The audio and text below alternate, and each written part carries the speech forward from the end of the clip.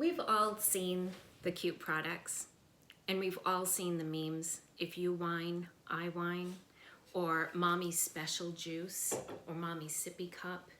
We've all seen the movies like Bridesmaids or Bad Moms that were just funny, feel-good movies that made moms feel like they were part of something, that they weren't all alone out there. And what that is called the mommy wine culture. And it's something we all see, though we might not call it the mommy wine culture. But today I'd like to talk about what mommy culture has really done and how it's blurred the lines for a lot of people and how they've done it. What I'd like to do is talk about who's behind mommy wine culture and what the purpose of it is, what it really is.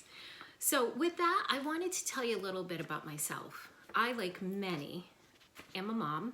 And while I was raising my boys, who are now adults, but while I was raising them, I had a lot of burden, a lot of stress. There was just so much going on. And while they were great kids, they were just a lot of work. You know, you had school to keep up with, you had parent-teacher conferences, doctor's appointments, you know, illnesses, all the little things that come up with parenting that really can weigh the moms down, make them feel exhausted because you're just the constant caretaker and the constant problem solver. And then at the end of all that, at the end of the night, you get to read a bedtime story with as much energy as you can muster. And then you throw into that maybe some aging parents like me. My mom has had several health issues. My dad passed away, and that was a really difficult time for all of us. And then you throw in that, you know, everyday financial pressures and a failing marriage, which just makes you feel like you're just at the bottom of everything and you're just trying to claw your way up to get to feel some kind of normal. That's what mommy wine culture did for me. It created an atmosphere that would reduce my stress, or it appeared to reduce my stress. So what happened along the way is I fell into this culture. And I think, like so many other moms, I didn't recognize what the ulterior motive behind this culture really was. So again, today I wanted to talk about why it happened. Big Alcohol launched a brilliant marketing strategy that was filling this need that moms were having. This need of stress relief, and just to feel included, to feel part of something, to feel like they weren't alone in their struggles. The alcohol companies saw this and they knew how to reach, and they did it in such a great way. They did it in a funny way, a disarming way, and they did it in a way that was so effective that we, the moms, don't even know what happened.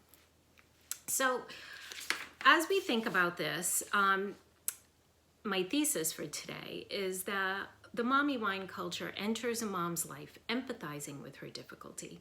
The wine appears to be her confidant, her reliable friend. In fact, this wine inevitably entangles the mom in a web of helplessness.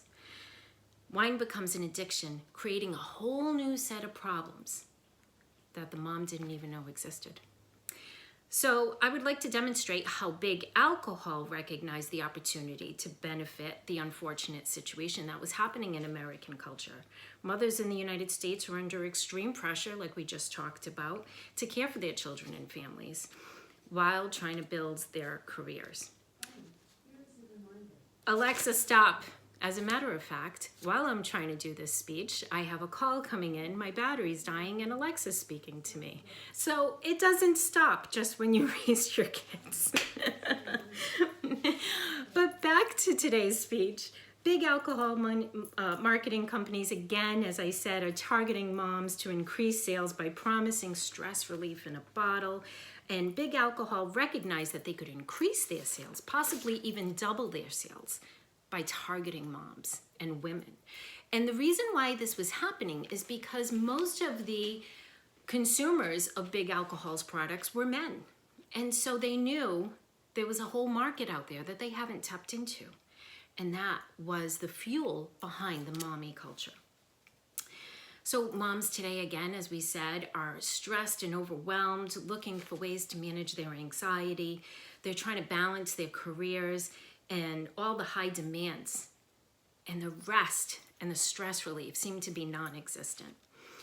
So as moms continue with these increasing demands, they continue to look for ways to escape and to cope with all this stress. And the answer appears simple, right? Mommy needs wine. The overworked stress days come in red, white, or rosé. Those are your choices for stress relief. Big alcohol, their promises are not only false, but they're actually the exact opposite of stress relief. Wine is not stress relief or self-care.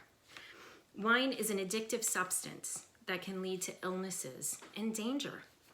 I mean, we can go on about how dangerous alcohol consumption can be, never mind drinking and driving, but even in your own home.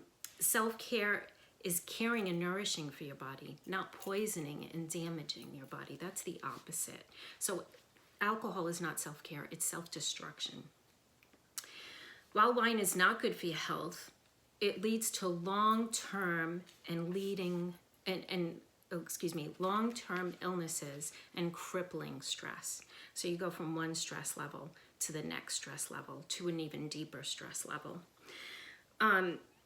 So I would like to just ask you to evaluate the information I provided you today and to think to yourself, why would big alcohol really want to help moms?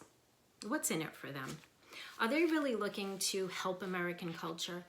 Do they even care about the stress that us moms are going through and what we deal with? I think we all know the answer. Big alcohol cares about money, and they know how to make it. And they did so well that they made money off us moms without us even realizing that's what was happening.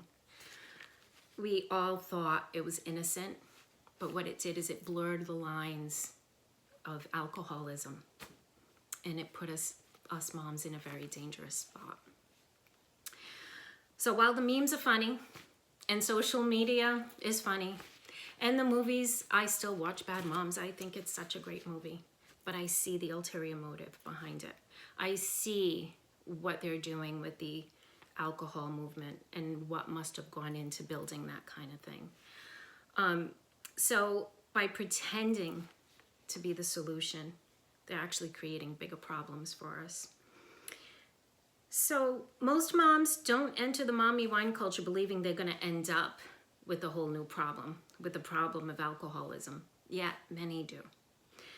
My hope is that this presentation will educate you on the trap that ensnares innocent, well-intentioned, hardworking, dedicated moms. Thank you.